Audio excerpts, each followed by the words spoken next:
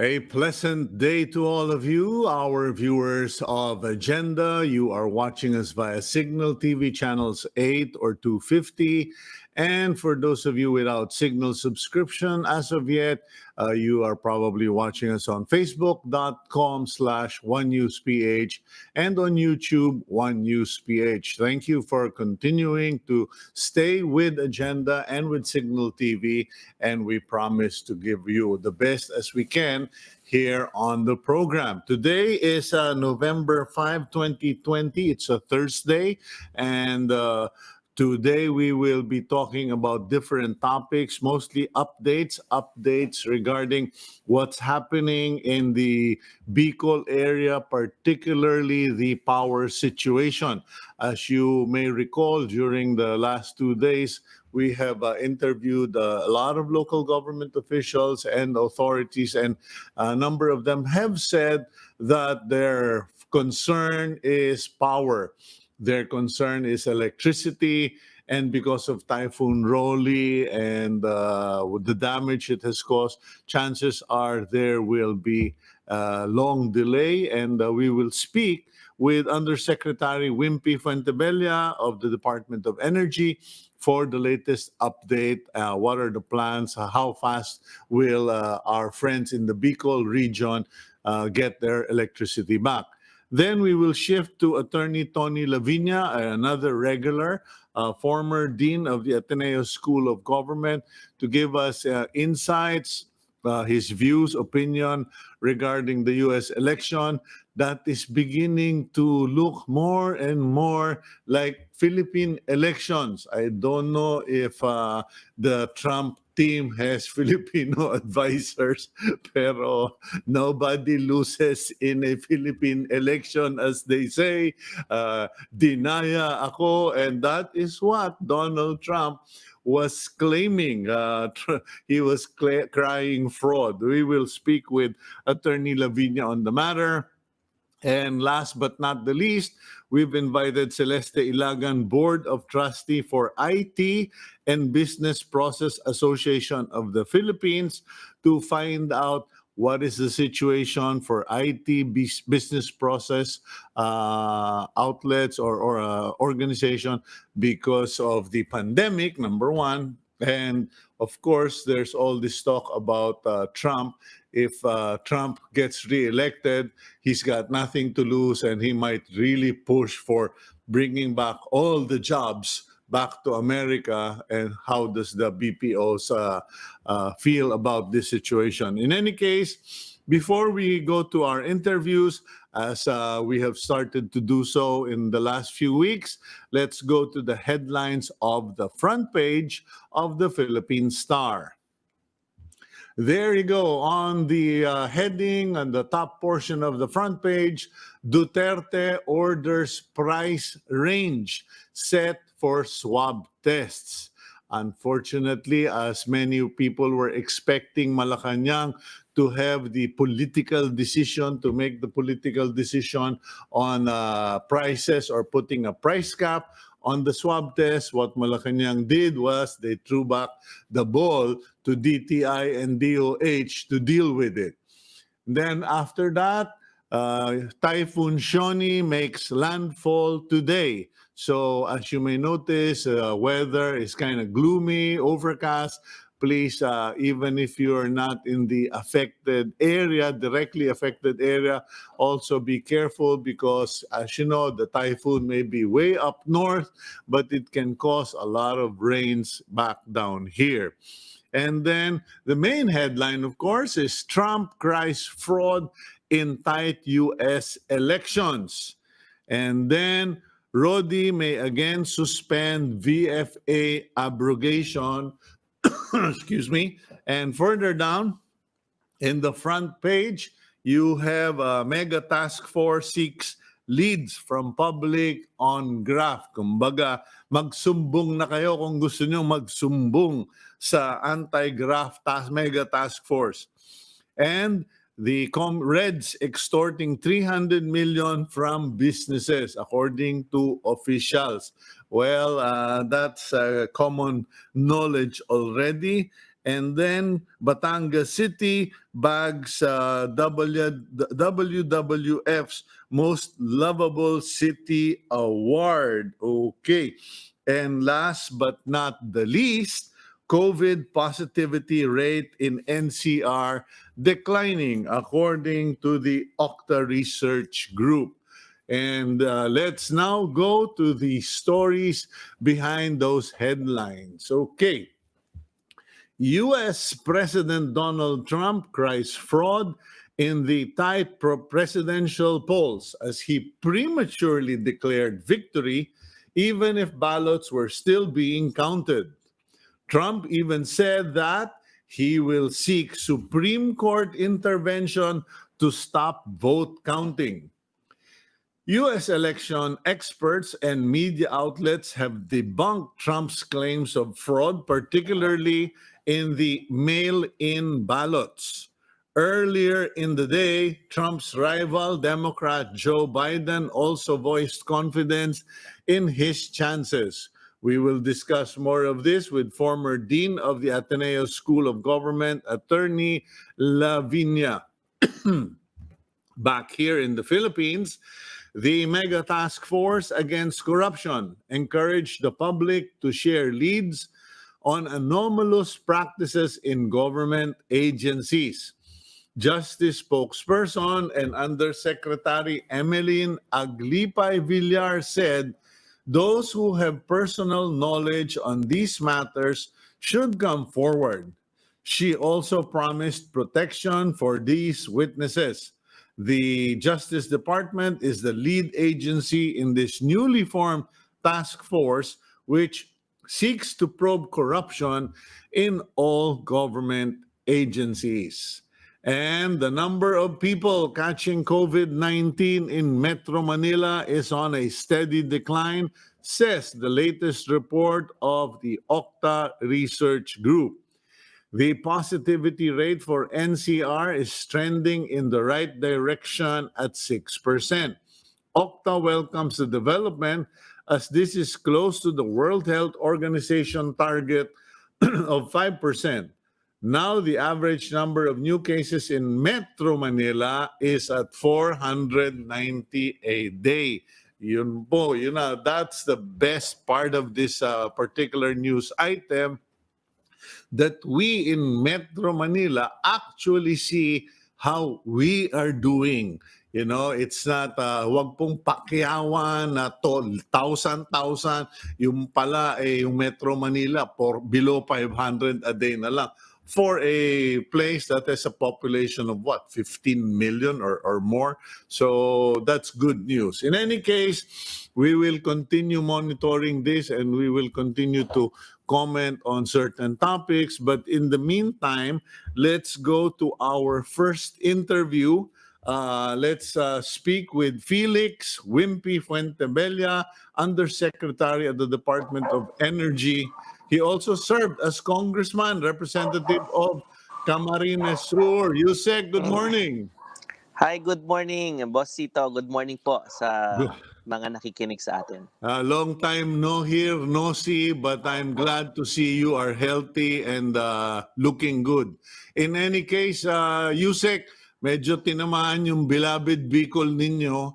Yeah. You are from Camarines and we really feel so bad for your region. What is the situation in terms of power? Because as we understand, that is the primary concern of everybody right now.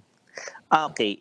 Yesterday, bago mag-lunchtime yesterday, around 1 million people in the Bicol region do not have electricity. The primary reason there is yung line ng NGCP na damage. So the power plants that is connecting from Batangas, Quezon to Bicol, hindi nakakatawid yung kuryente.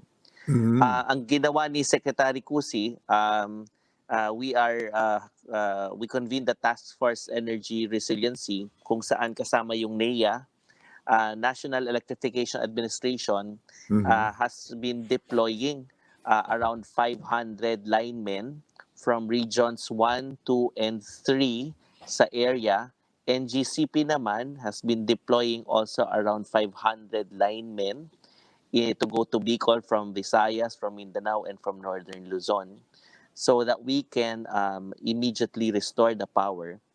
And good thing, first good news, nakatawid na yung power from Tayabas to Naga City.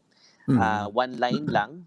So we are trying to energize a portion of Naga, reaching the hospitals, reaching the banks, because reaching the hardware stores, because that would be providing a multiplier, mas mapapabilis yung restoration with that strategy.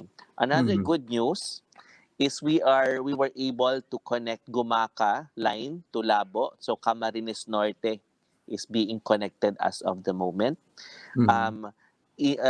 Mismong si admin Ed Masungsong is there in Camarines Norte so that we can immediately assist the needs of Camarines Norte, both in connecting to the NGCP line and coordinating Task Force Kapatid, where regions 1, 2, and 3 linemen are on its way to the Bicol region. No?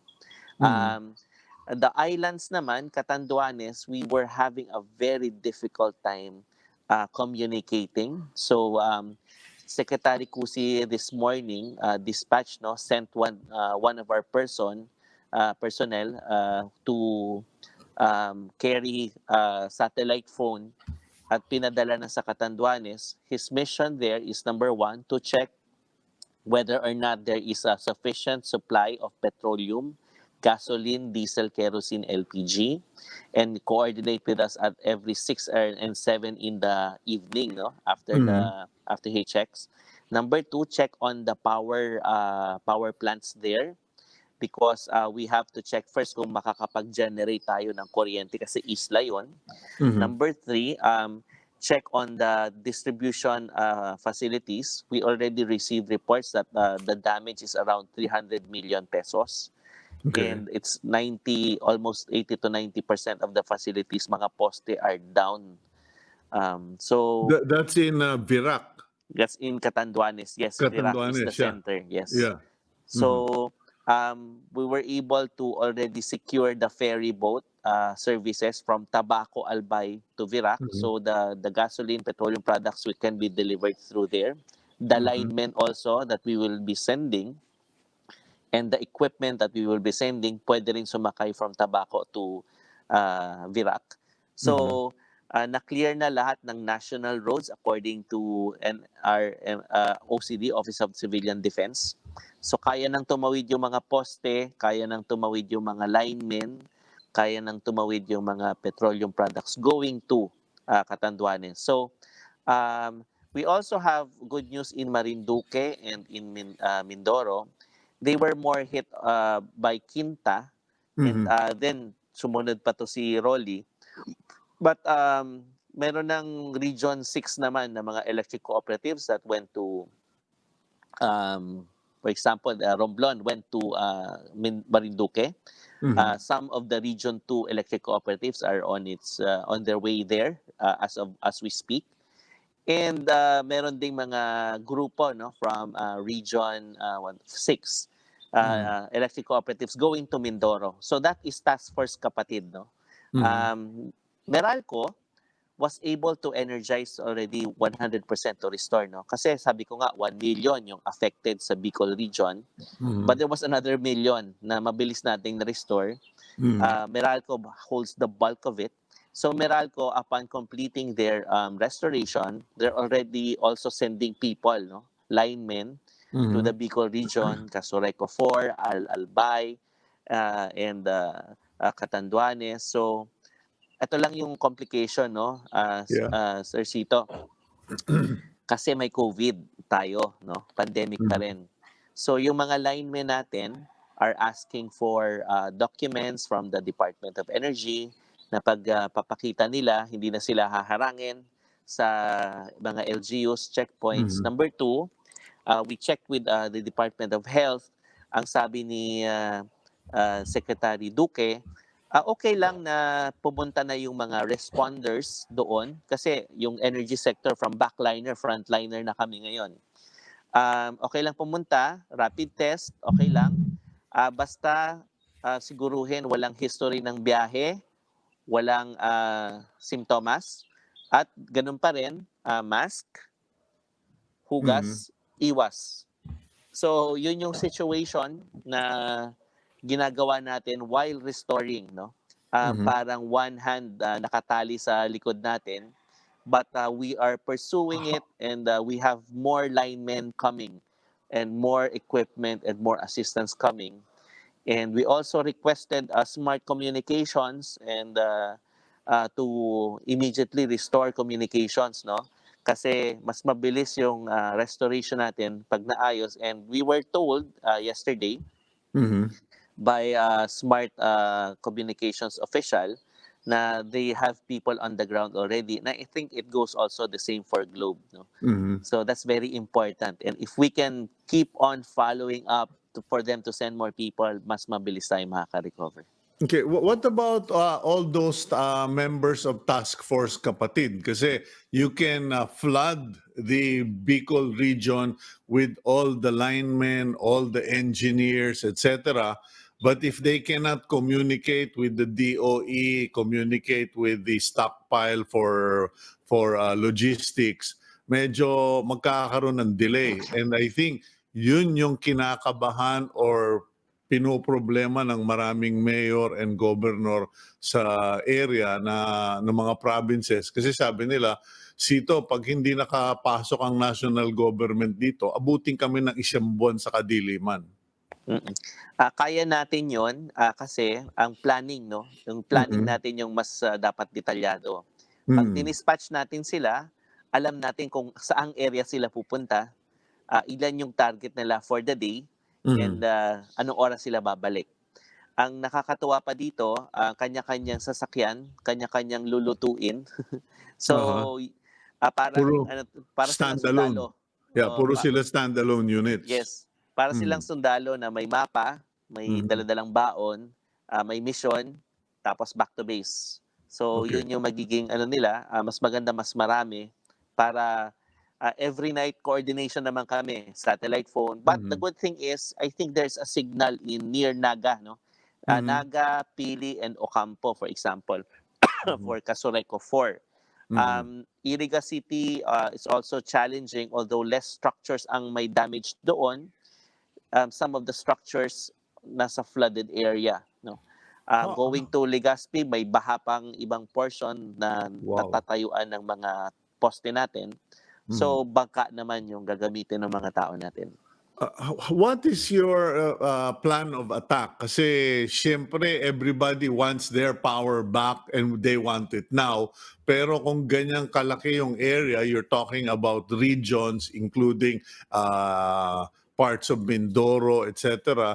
What is the strategy or plan of attack of the DOE? Meron ba tayong priority zones, priority provinces, or unahin muna yung mga cities, pag et cetera. Paano ang system ninyo diyan, Usec? Okay. The strategy is to reach the hospitals immediately, no? Mhm.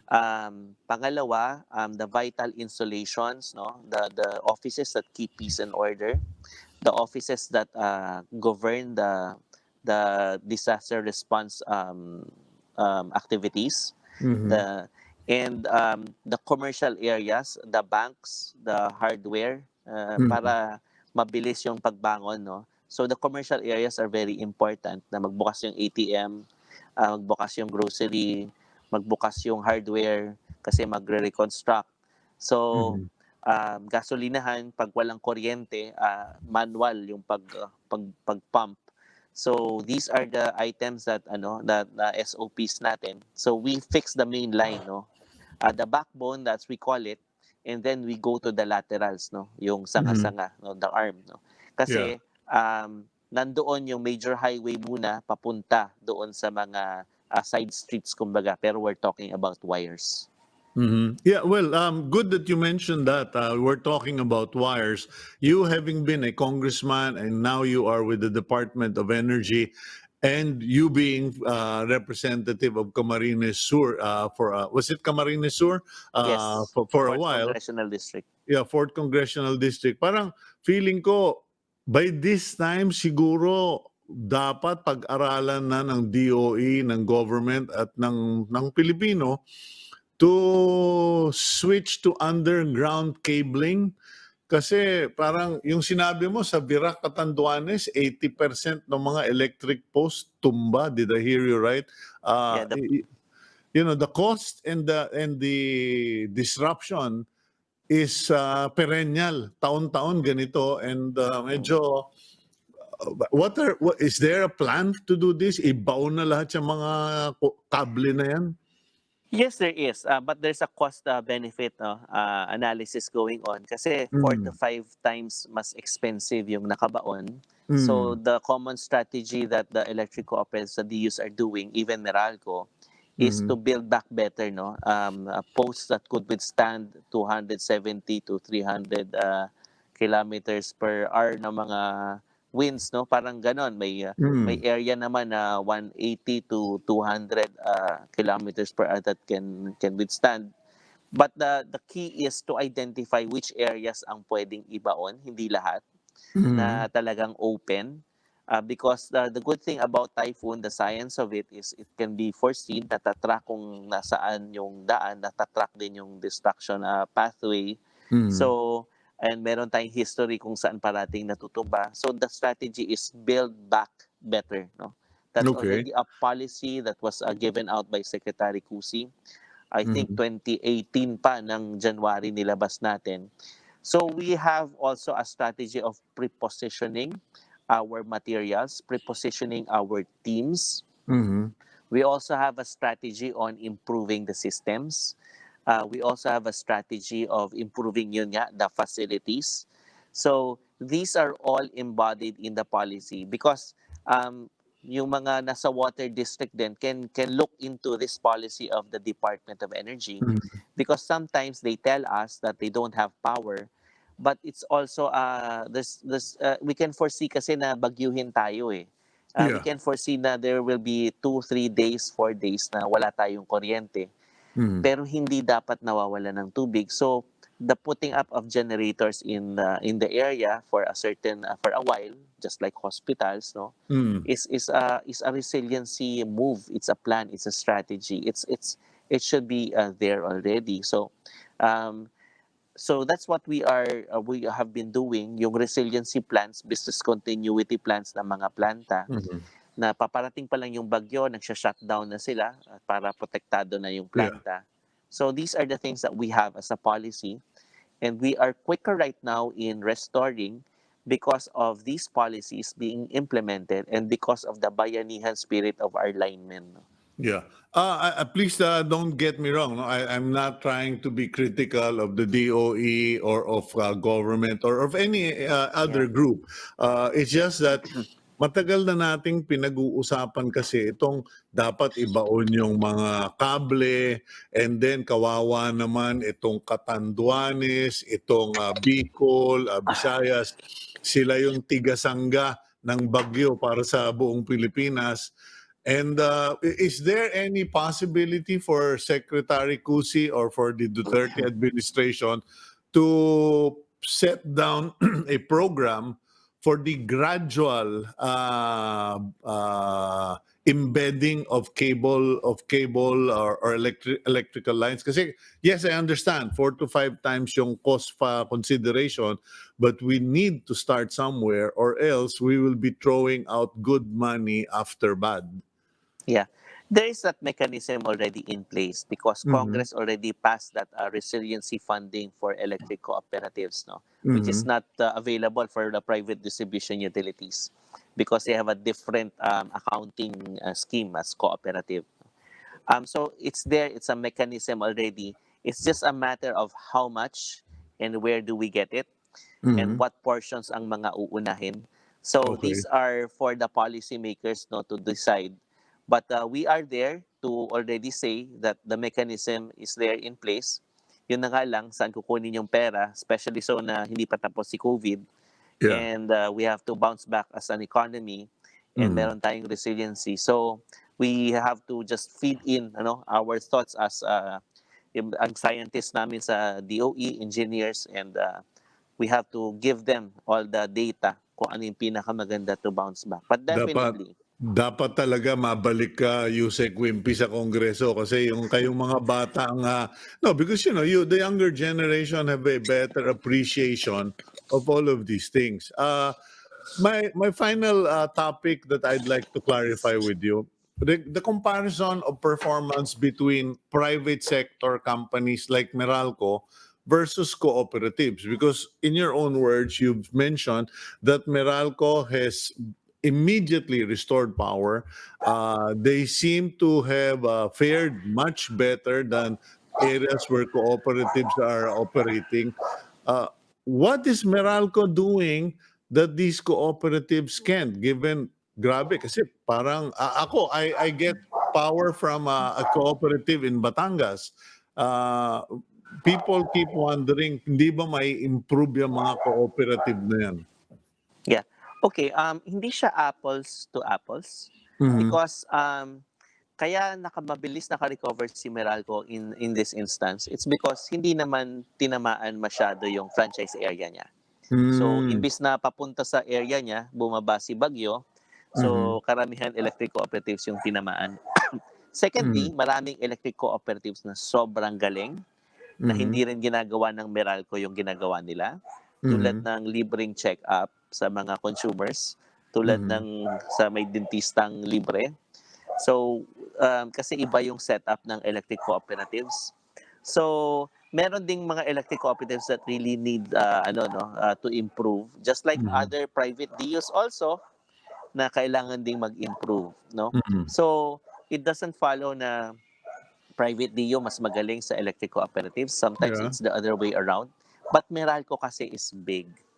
No? Mhm. Meralco holds like more than 50% of the customers in the Philippines. Mhm. So it has that power, no? Market power. But they So yun also yung have the experience and the history. So, yes, as far as the history of the mhm. Philippine Mhm. electricity industry is concerned, it's the Meralco is the repository of that. Kumbaga sa Mhm. library, Mhm. punong-puno ng kaalaman yung Meralco. Kaya lang nagpalit-palit din sila ng Mhm. owners, no? So yung institutional memory hindi ako certain kung pareho Yeah. pa din. I'm sure may Okay. natira. Now, my question is, how would the DOE rate electric cooperatives at the moment? Na-upgrade na ba? Gumanda na ba as a whole? Or medyo talagang problema pa rin every time may bagyo, may sakit na ulong susunod?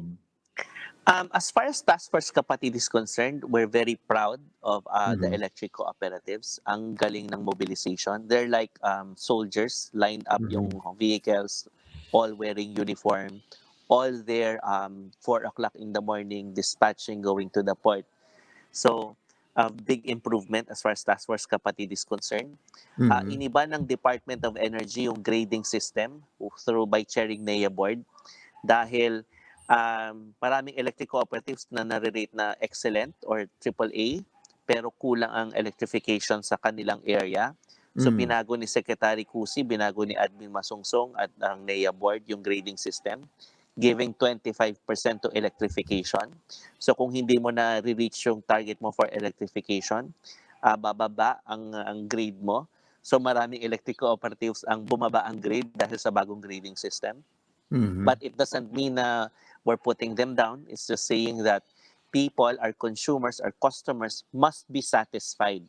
And how can they be satisfied? If we are only talking about financial security or financial position of the electric cooperative, but the access to some are not there, no? Walang kuryente Mhm. yung iba. So Mhm. that's how the Department of Energy, how Secretary Cusi is approaching it.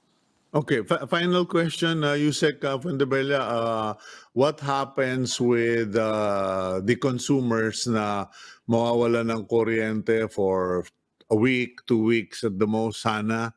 Will they be given rebates, etc.? Or it's because it's a disaster, it's a storm, everybody suffers equally? The act of God.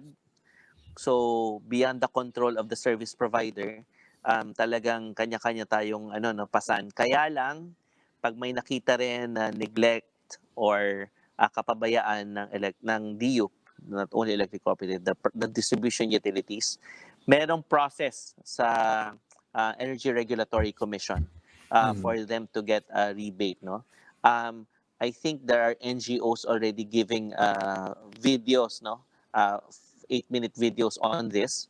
What is the Yeah. process? So we can post it. We can guide you kung saan yon. But there's a Magna Carta for consumers, electric consumers, na nilabas ng Energy Regulatory Commission for this. Okay. And the best resource person for that is the newly appointed commissioner of the ERC, si Attorney Resi Bigal, no? The Mm. Commissioner Digal. From the ranks kasi sa Mhm. ERC, and she can coach the consumers kung ano yung mga remedyo before the Energy Regulatory Commission. Nako, Mhm. baka sabihin ni Attorney Resi, binigyan ko na naman siya ng work. Sorry ma'am, pero No, this no. resource person should Yeah. be known and asked by our consumers. Yeah. and Well, this this and this forum is very important. Baka uh, makatulong.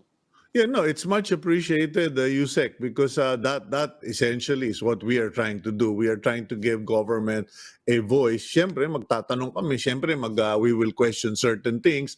Pero hindi naman kami kaaway. Kakampi rin kami ng gobyerno. And we just want to thank you this morning, USEC, and we hope that you will continue to stay healthy, stay strong, and give our regards to the secretary and to all your teams. May God cover them and protect them. Thank you very much for your time this morning. Thank you very much. And from the Department of Energy and the Energy family, let's pray for our linemen, our frontliners now from backliners, and we will restore immediately. Sabi ni Secretary Kusi, before Christmas and baka before pa sa Christmas, kaya na natin yan. Thank you. Oh, thank you very much, Usec Wimpy Fuentebella. Ayan po, no? Medyo na startled ako. I was startled by the before Christmas statement, but I think that basically tells us how serious the problem is, how widespread. I've met people in Virac. I love Virac. It is such a beautiful place. Kung hindi pa ho nyo napupuntahan yan, once pwede nang makabiyahe, once na normalize na ang Virac, yun yung sinasabi kong parang Batanes of the South, dahil napakagandang mga beach, mga tanawin, at napakababait ng mga tao. Nung sinabi ni Wimpy na 80% ng mga poste tumba, naku po, ang laking sakit ng ulo. I just hope that our leaders, our legislators will come to terms with the fact na kailangan ng magbaon ng mga kable. Let's stop using excuses. We are so good at coming up with reasons not to. We are so good at citing historical data. Alam niyo po, pagpasensyahan niyo na, ang aking darling ay from Holland, from the Netherlands. My daughter is in the Netherlands. The Netherlands is below sea level. Below sea level. Pero ginawa nila through centuries yung paraan, little by little, every time may problema dito, lalagyan nila ng dike, lalagyan ng pader. They basically controlled and managed their environment. And we can do the same. Imbis na tapon tayo ng tapon ng milyon-milyon taon-taon, and we suffer as a people, our economy suffers, our kababayans, people in the provinces suffer, particularly in the eastern seaboard. Sila po yung tigasalag. Masama na nga yung sila yung tigasalag, sila pa yung laging mapaparusahan. So I just hope our congressmen, senators would just get together and once and for all say, enough is enough. Let's begin the underground cabling of all of these power lines. In any case, we will go for a quick break, and when we return, catch up naman tayo sa US election. I hope there is more news regarding who's winning or who is the next president of the United States of America. We'll be right back here on Agenda.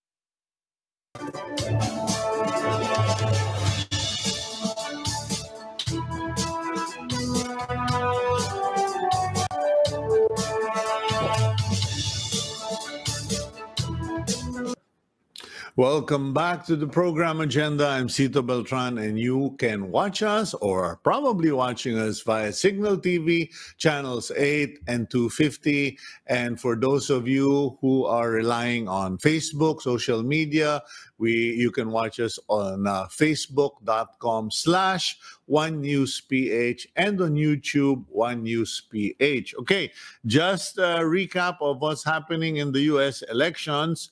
Democrat candidate Joe Biden still leads the election, but re-electionist Republican candidate Donald Trump won the electoral votes in swing states like Florida and Ohio. Hindi pa ho tapos, no? Kanya lang, the reason they're giving emphasis on Florida and Ohio is because traditionally, where Florida goes or Ohio goes, they basically set the trend on who becomes the next president.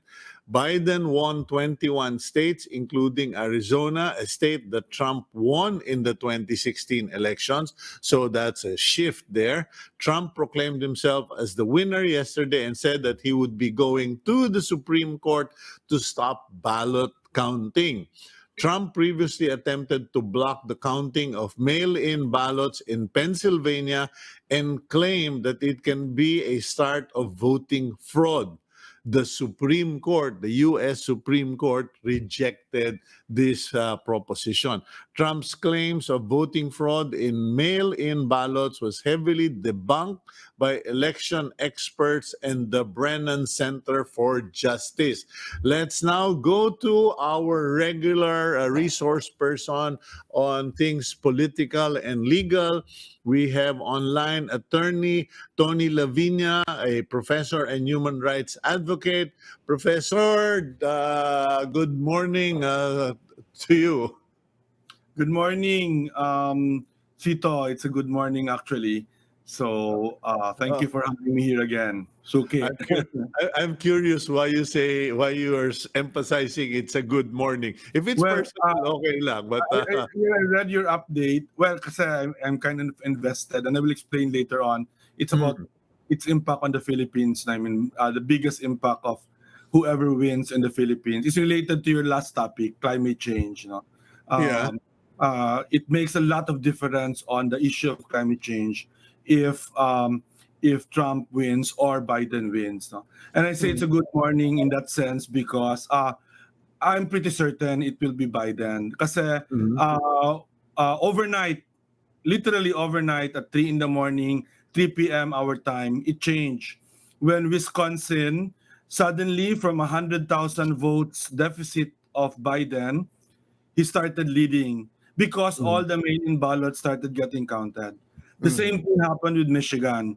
So now those two blue wall states have been called for Biden, and many other news organizations in the U.S. have called Arizona, as you said, for Biden. So Biden is only 6 votes away from becoming the next president of the United States, and that's Nevada. and they're saying that the remaining votes are also mail-in ballots coming from Las Vegas, which is a city and therefore a democratic stronghold. So Mhm. most likely, and it looks like Pennsylvania will actually go also to Biden. Next Mhm. start, it started with an 800,000 lead by Trump, but now it's down to 200,000. Why? Because the last 20% of the votes, alam mo ito because you follow Philippine elections, when Mm. the votes from the north comes in, that's gonna be a Marcos vote. We know that all these Mm. years, right? When the Okay. votes from the Muslim regions come in, it will usually be for the administration because that's what we have experienced in the past. And it's a walang dayaan doon. It's simply Mhm. a matter of what they call a command vote. I mean, may Mhm. dayaan in terms of in our case because they sometimes increase the margins. But in the Mhm. US, as far as we can see, very good system, even for ballot, mail-in ballot. No, so Mhm. always five people that's looking at it. There's a board of adjudicators of all parties, so there's really nothing untoward about this. So I think Mhm. it will be a good morning for the Philippines. I think by the end of the day, Biden would have gotten the 270 votes. Trump will try to file lawsuits, but he will have to file 6 lawsuits, right? He will not. Why is that? Why Well, six lawsuits? he has to file against the six states that are likely going to Biden that have done to be consistent, that Mhm. have been counted with mail-in ballots. So you have to, he's saying is file a recount first in Wisconsin, to stop the count in Michigan. I think when it's overtaken in Pennsylvania, he will also ask that be stopped.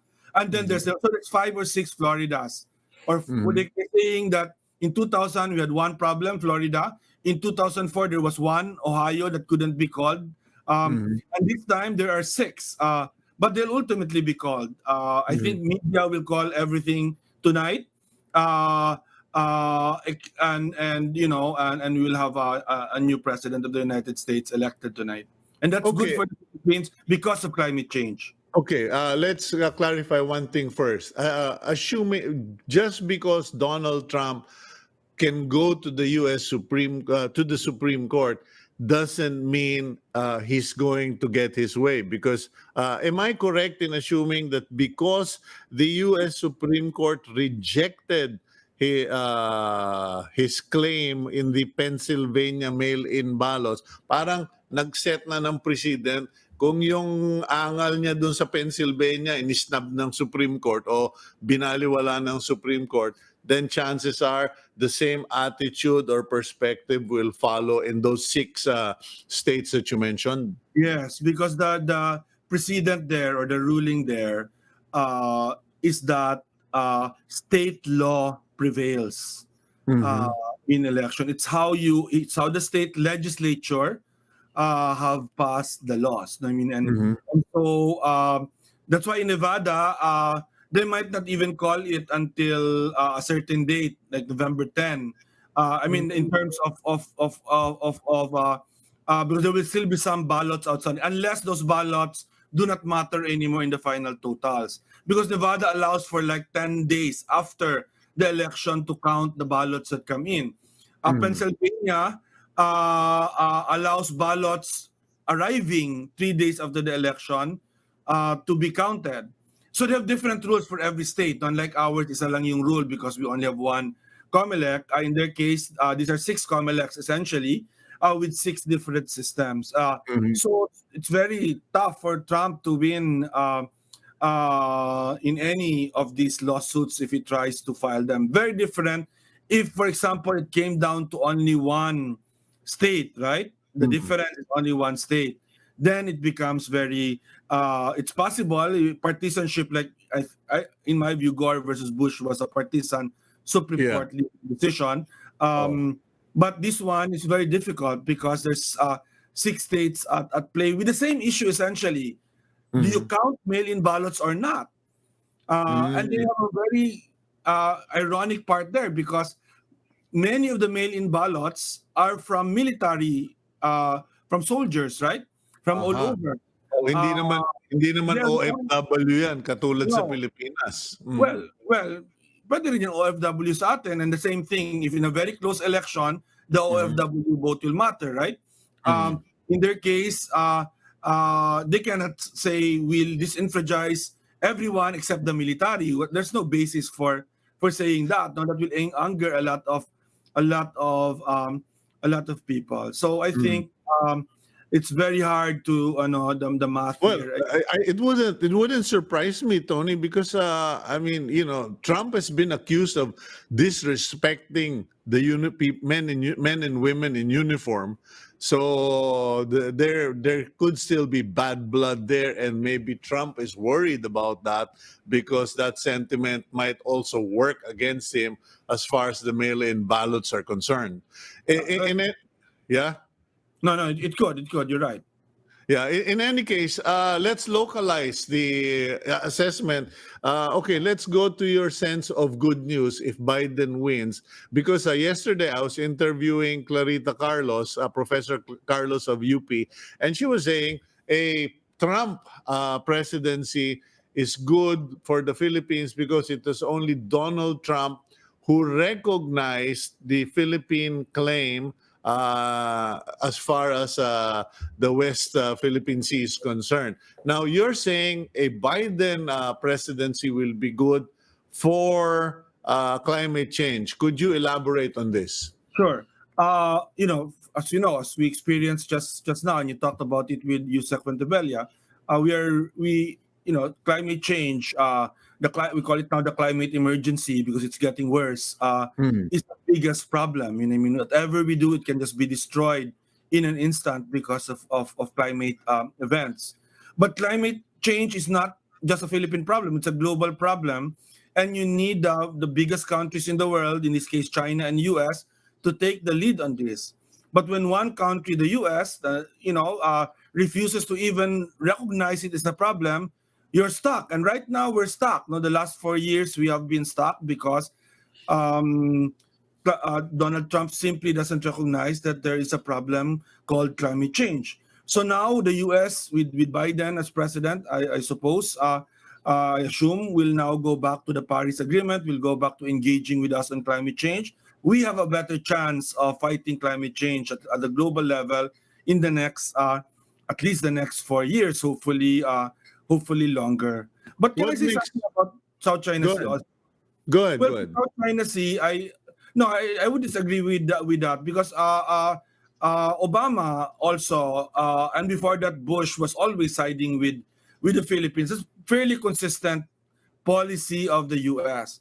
The difference is, and it can go both ways, Trump lately had become more aggressive against China because of the trade war that they had, and for political reasons, blaming China for the coronavirus, right? So in that sense, they'd also become more aggressive in the South China Sea. But I don't think Biden will be less aggressive based on his statements, also for political reasons, and also because of human rights.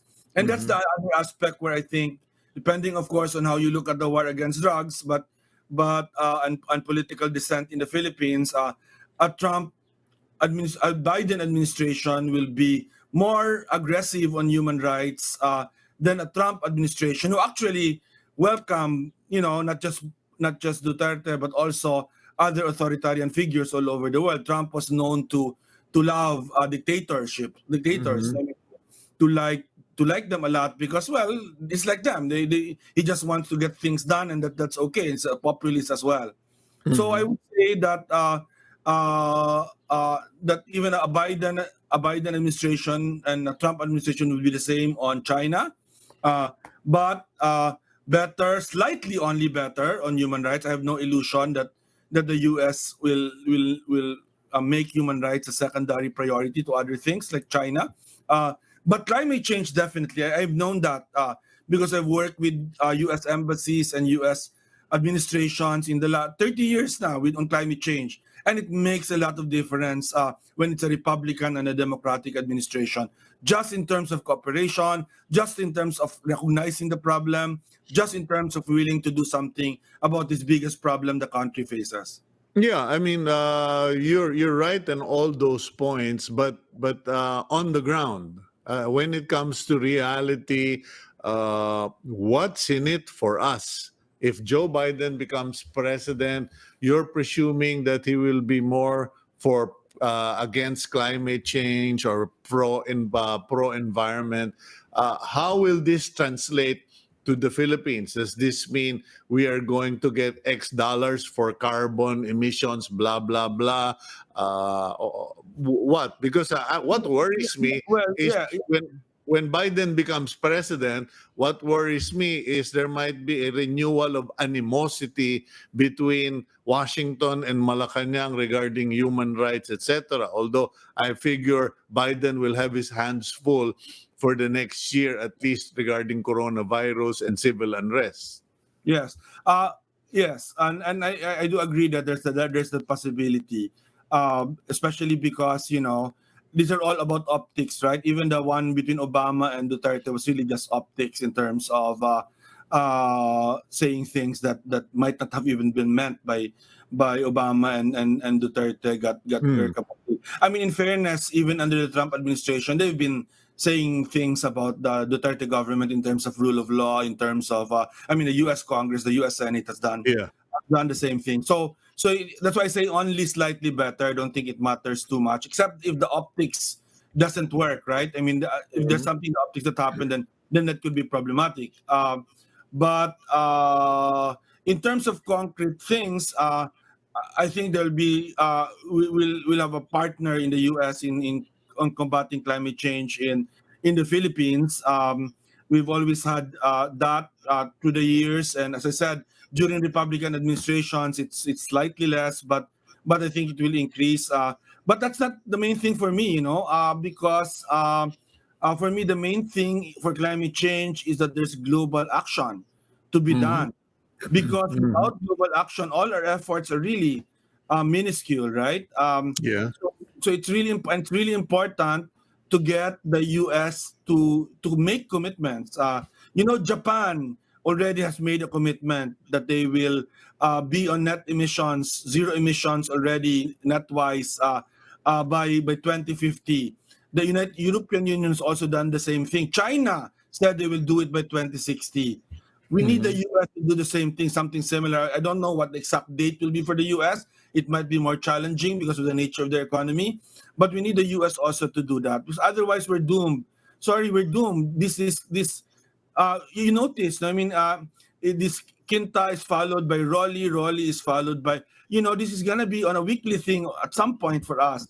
Right now, it's not a weekly thing. Like, it's only for this year. We've got maybe 5 strong typhoons, 6 strong typhoons, but Mhm. eventually it's going to be 10, 20 strong typhoons every year in the Philippines, with some places hit 2 or 3 times, in one after the other. And that's not sustainable.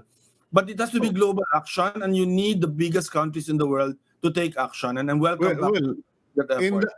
the absence of global action or leadership from China and the United States against climate change, the philosophy here in the Philippines, just picking up from what Usec Wimpy Fuentebella was saying, is to build better. And because I was proposing that for electricity, bury all those cables underground, but the prevailing business attitude is build better because it's more expensive to have the correct solution. What's your view on the Philippines direction regarding climate change? Do we even have a program for climate change? Because if you listen to Senator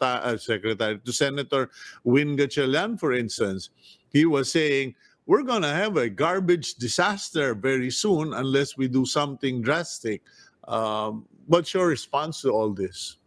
No, we're doing something. It's not that we're not doing something. I think we just have to do more, and we have to do more in integrated and holistic way, and that's where also U.S. support and European support, even Chinese support will be useful. For example, the Department of Energy has already put a moratorium on coal power plants. So we've been fighting for that for 10 years. Can be unbelievable. It's like logging. No? I mean, we fought against logging for 20 years. Finally got it a little bit too late, right? I mean, for coal power plants, it might just be the right time that we put that moratorium because we need to have more renewable energy. But building back is very important. Better building back better is very important. It buys us, but what it does, Cito, is it buys us time, because the thing is that climate change just grows more uh, uh, uh, serious, becomes more serious, becomes bigger, and you have to go, to try to respond to it. You mentioned the Netherlands because you have some attachment to that beautiful country, and I've studied that. I've been there, go there quite a lot, engage with colleagues there. It's fascinating how they change. How they adapt to the new changes that are coming. But even they recognize that this is just buying the time, because if the change continues, right, you can always build a dike to 1 meter, 2 meter, but you cannot build a dike for 5 meters, 10 meters, storm Well, surge, right? actually, they're now building floating houses. Well, and Uh, in fact, what they're doing in the Netherlands is, because they can no longer do that, they're dismantling even some of the dikes and allow for flowing of water, right? Or mhm. typical in the Philippines, and I don't know if you're in BGC in that area, but BGC, at least BGC itself doesn't get flooded, because underneath BGC is a huge Cistern. water system. No? I mean, I live in a village, and it's Ayala land village in Quezon City. I won't mention where it is, but Yeah. but uh, but I know that was I are under a village also, but that's only our village. We're surrounded by lots of other villages that are flooded, Mhm. right? But Yeah. that's the way now. You let the water flow. You put it underneath where you can put it underneath, or let it flow towards the sea. And that's why you don't do things anymore like massive reclamation. I mean, Yeah. I I can understand, reclamation that is restorative, but reclamation that is for development, like, the plan to have to build a new BGC, Mhm. uh, 2 or 3 BGCs in Manila Bay. That's foolish. That's not building back better. We know that. As one expert in the DNR told us on the show, there will always be a price to pay when you mess around with Mother Nature. In any case, going back to the topic, Professor Lavinia, may we know, they're assuming Biden wins. That means there's a new man in Washington. He will have a new team. Does this mean it's going to be new politics, and how will that new politics impact our foreign policy or our relations with America? Because during Trump, there were a lot of immigration issues, racial discrimination just basically started rising up, etc., and all these problems. What would a Biden presidency equate to in terms of Philippine-U.S. relations?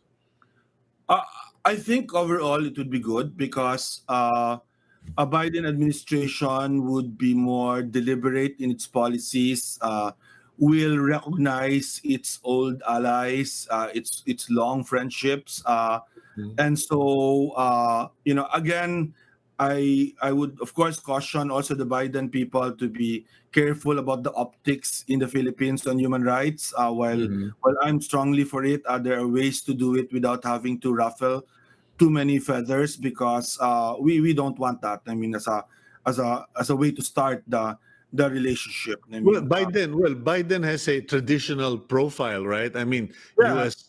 He served in the U.S. military. He fought in the war. He's had a lot of personal losses and tragedies. So unlike Trump, Trump has lived the rich person's life. He's grew up privileged, so I guess they're more is would it be safe to say there Empathy is is the right word. empathy? Yeah, empathy. Yeah, correct on that. No, and I think he'll be a good leader because he'll be welcomed by almost everyone else, including the traditional allies. And we were talking about immigration and racism. Very big difference on that point. No, what a relief to have a president of the United States that doesn't spawn division, that doesn't treat migrants the way Trump has. By the way, the big story of this election is it's not actually the blue wall states that Biden seems to have restored. The states in midwestern, Midwest U.S. Right, Pennsylvania, Michigan, and Wisconsin. The big story actually is Nevada and Arizona. They're the Why is ones that? fighting because they're the ones that will put Biden over the top. We're just waiting now for Nevada. By the time Nevada is called, I suspect by tonight or tomorrow at the latest, then it's game over for Trump, right? And that's the Latino vote. That's where the migrant issue was really very big, because in those places they have neighbors and relatives right across the border to Mexico that have been severely affected by the immigration policies of Donald Trump. Well, the Latino vote in Florida was mixed because the Cubans accepted the charge that Biden was a socialist. That's not true in Nevada and Arizona. So you can actually say that Biden won because of the immigration issue in Nevada and Arizona, and that is something to for him that he will remember. Aside from the natural inclination of Democrats to be supportive of immigrants. You mentioned earlier that the Biden presidency should be careful about their optics, acoustics regarding human rights, etc. But I'm just wondering, in 2016, the campaign, the U.S. elections or U.S. Presidential campaign, was more of accusations. Creating negative images, etc., and playing to the emotions of the electorate. Now, from what I observed, is it correct to say na natuto na yung mga Amerikano? They've come to realize what is real and what was fabricated? And is this something that tells us be careful of what you project because the voters will sooner or later catch up and smart up? Well, yes and no. Yes, to the extent that Biden eventually has prevailed or is prevailing in these last 6 states that were on play. But no, in the sense that the election was very close. In all of the states that he prevails, Biden prevails, you're talking about 1 to 2%. So that means there's a very huge Trump base out there.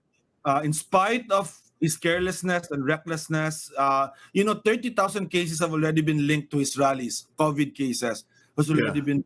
So in spite of his carelessness, recklessness, his populist language, his hatred language against blacks and Latinos and immigrants, and Chinese lately.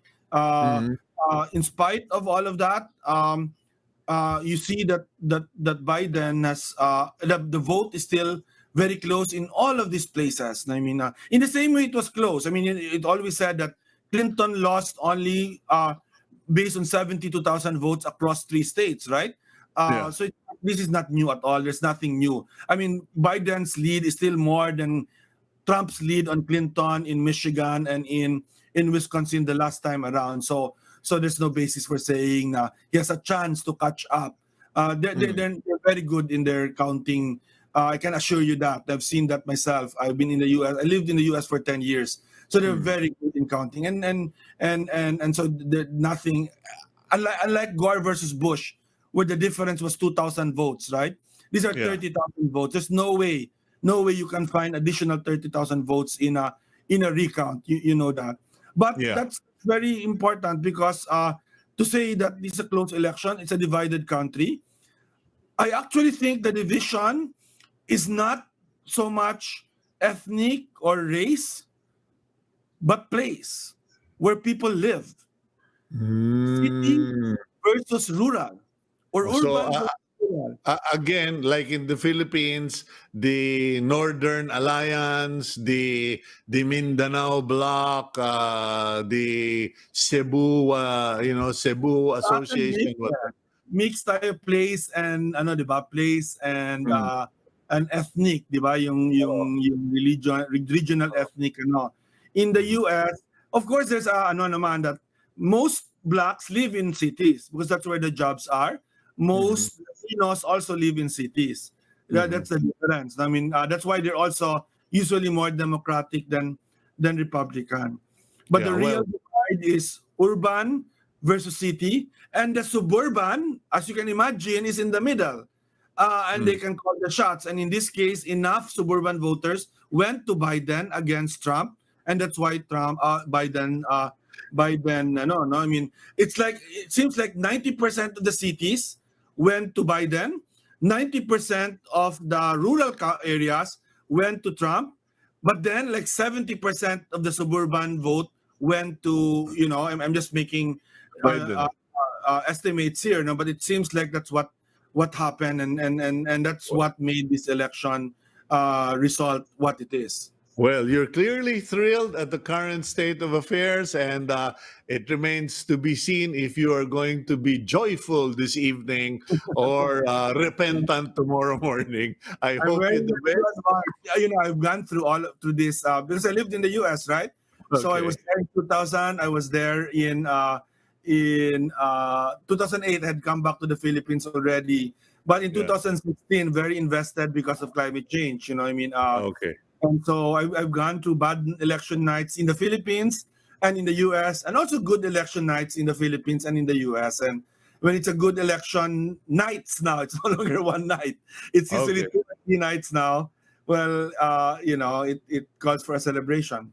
Yeah, thank you very much, Professor Attorney Lavinia, and I look forward to the outcome as well. Have a good day and enjoy the moment, as they say, because we are never promised the outcomes of our tomorrows. Thank you. And very good point. Yeah. Thank you. Thank you very much. And we'll get back to you when everything happens. Okay, we'll go for a quick break. And when we return, let's go now to something more sobering, the reality of IT business processing, outsourcing, business process outsourcing industry.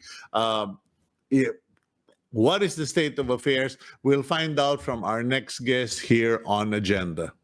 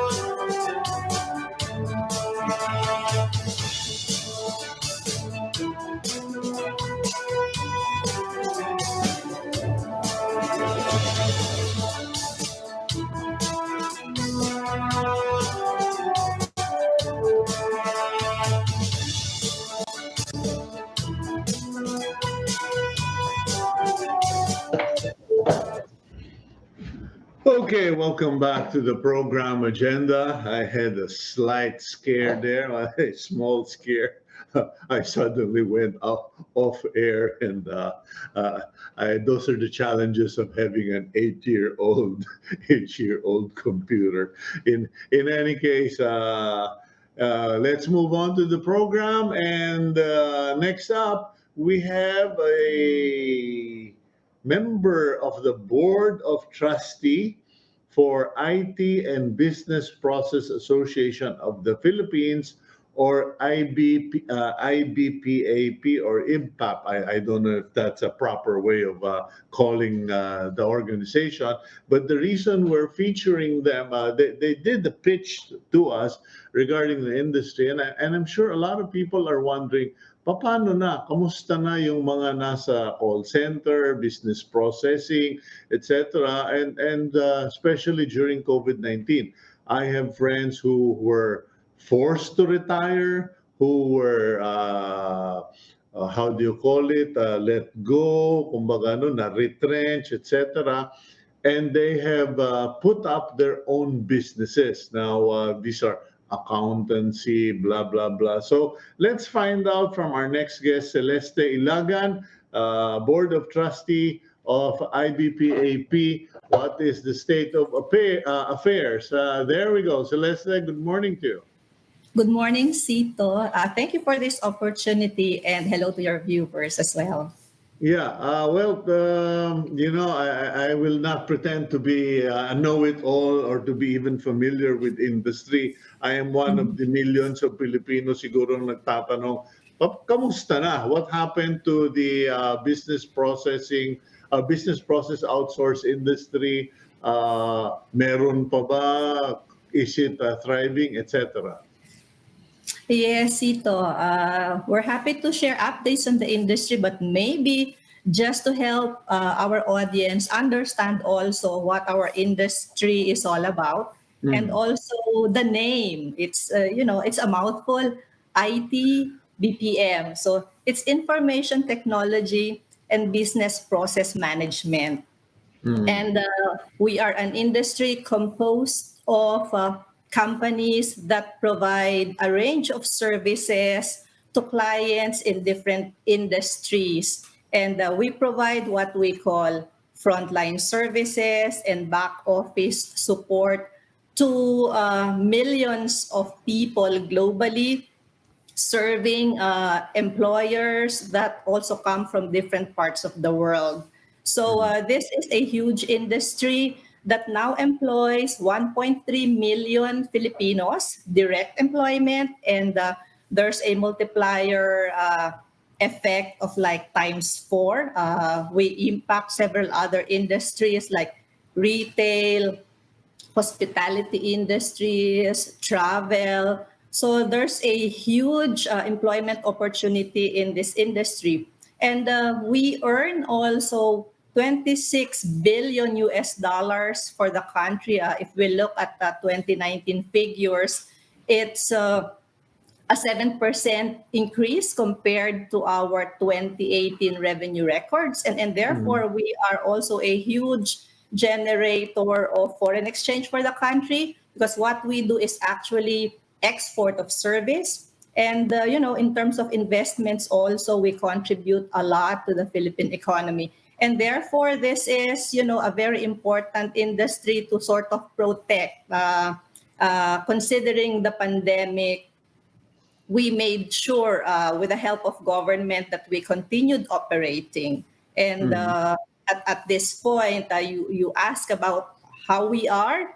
Yeah. We are very different now, 7 months after the lockdowns or the quarantines were announced, coming from a very challenging period in March when we were trying to sort of transition from working in big sites. We needed to pivot to a work from home model combined with a little skeletal workforce. And doing that was really difficult in the earlier months. So maybe I stop there, and you might want to ask a bit of questions about it, but it's really, a slow improvement in where we are right now, in terms of productivity, number of people that are back at work, the clients that we are serving. So it's a huge improvement from 6 months back, Cito. Okay, but how good or bad is the situation? Because some people or analysts were saying because of the pandemic, a lot of businesses closed down, and because of the ripple effect or cascade effect, BPOs would be affected. Ha- how has the industry been hit by the pandemic? Okay, let me put it this way. There are sectors during this pandemic, locally and globally, that have been affected. So these are sectors like travel and hospitality. So there's retail and aviation, and therefore companies who have clients in these industries have been affected. In Okay. terms of customers calling, people who ask for support. People don't go out, so there's not much activity that's going on. But there are also upticks in different areas, like e-commerce has boomed, and therefore many of these companies have readjusted the workforce and redeployed people to different accounts to make sure that as much as possible we are able to preserve employment. And therefore, it was not really bad. In fact, there's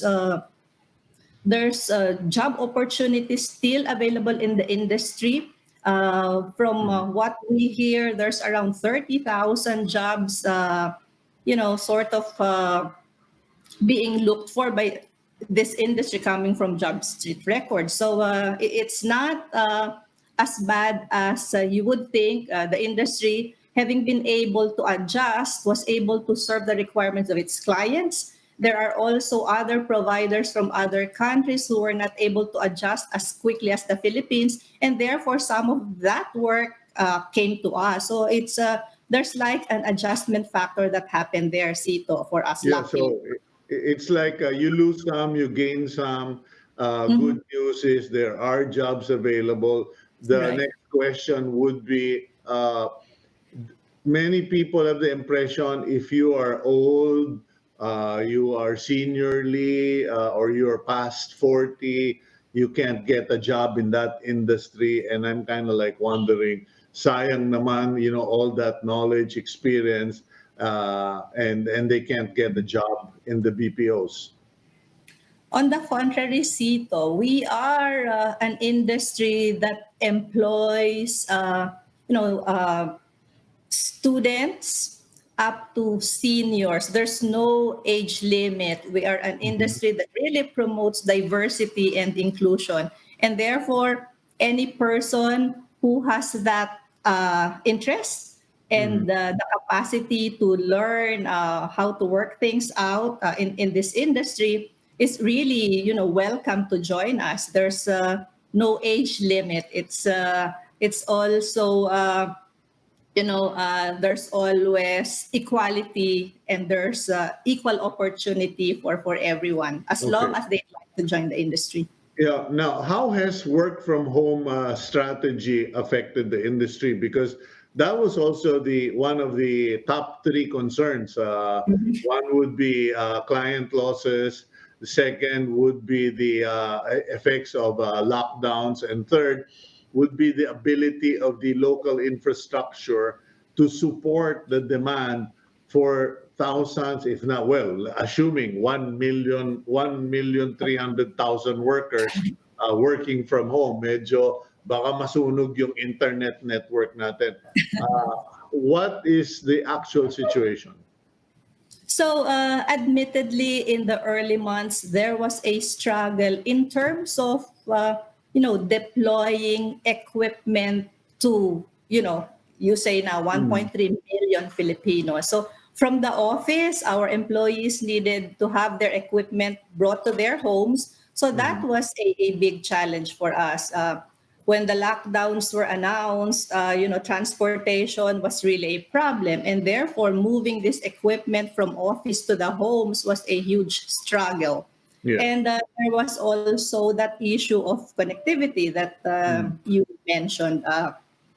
Connectivity in the office is very much different to connectivity in the individual homes of our employees. Some Yeah. have their own internet connections. To others, we needed to provide support to give them Wi-Fi support. And for the telcos to also simultaneously provide this type of service to hundreds of thousands of people was also a struggle for them at the start. But in March, when we transitioned to work from home, we started with like 50% productivity, meaning a combination of work from home and the Yeah. skeletal workforce. Yeah. And gradually, we moved up to around 70+% around May. And happy to say that at this point, 7 months into that, we are more than 95% productive. But we didn't get there easily, Cito. All of these BPO companies needed to, activate what we call BCP, business Yeah. continuity plans, and then we have BCPs for BCPs, and this entailed, expenses that are unplanned, that are huge, so But that but we in are the able. end, but in Yep. the end, business has survived. Yes, yes. Not just survive. I think we're able to Right. adjust very well. Okay. Well, Celeste, unfortunately, we've run out of time. And I think you've given our viewers at least a very healthy update, very positive update on the industry. And we'd like to thank you for joining us this morning and for informing our viewers that there are 30,000 jobs available. So medyo may good news naman tayo today. Thank you very much. Thank you, Cito. May I just make a quick point also? Yes, yes. Go ahead Yes. quickly. As we said, the industry is doing well, and to make sure that we continue to project the Philippines as a good location for this business and also to employ more people, we continue with our regular programs regardless of the pandemic. And actually, right now, we are holding our flagship industry event. We call it the International Innovation Summit. We opened last night. It was a huge success, if I may say that. We had a strong keynote and a great panel discussion, and we see more of this coming. So we opened last night. We're going to have one another night tonight, and then November 10, 17, and 19th. We're going for a 5-day program composed of plenary discussions, a panel discussion of our industry sectors, and also fireside chats with big names in the industry who will Where talk would about where where can we. our viewers go to? Is there a website or a link that they can connect to join in? There is a link. There's a need to register to be able to participate. Our website will be able to show how to do that. But it's an exciting opportunity for not just Filipinos, but other people who are interested with the industry to Okay. catch up and be aware of what the trends are in the Philippine BPO industry, Okay. Cito. Thank you very much, Celeste. That's Celeste Ilagan. And you can go to their website, IBPAP, or the IT Business Process Association of the Philippines. I'm sure all the info are there. Is there. We apologize for kind of rushing, but we got carried away with all the discussion. So we hope to bring Celeste back in the future discussions. I'm Cito Beltran. Thank you for joining us, and thank you for your prayers. My daughter remains asymptomatic and strong, and we just really appreciate all the prayers and the good gestures. God bless all of you. Please take care.